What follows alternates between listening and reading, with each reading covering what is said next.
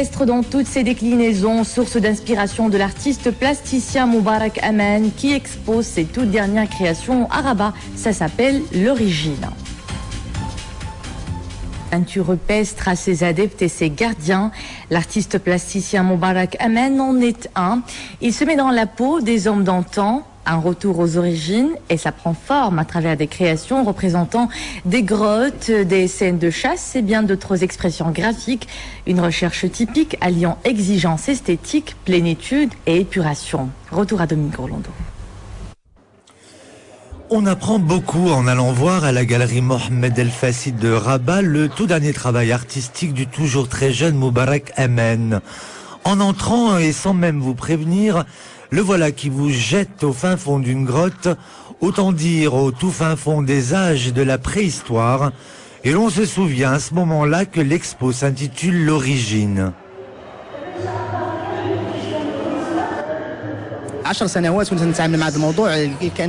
Cela fait presque 10 ans que je traite de cette thématique. Et au départ, ce fut les murs.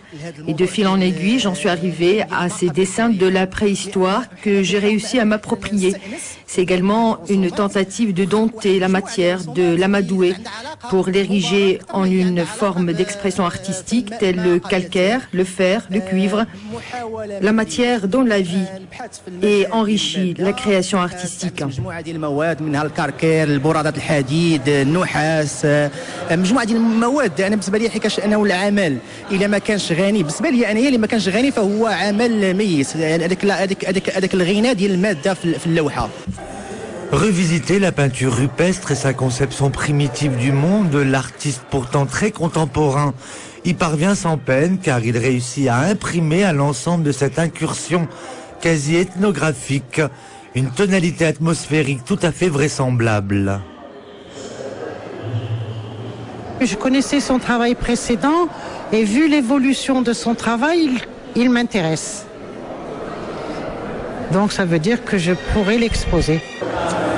Et pour cause, il s'agit ici d'un véritable éblouissement tout en retenue, voire presque silencieux, un peu comme ce à quoi devait ressembler la vie de ces hommes des cavernes, dont les formes humaines, toujours noyées dans le paysage, inspirent l'humilité des êtres face au grondement probablement imprévisible de la nature tout alentour.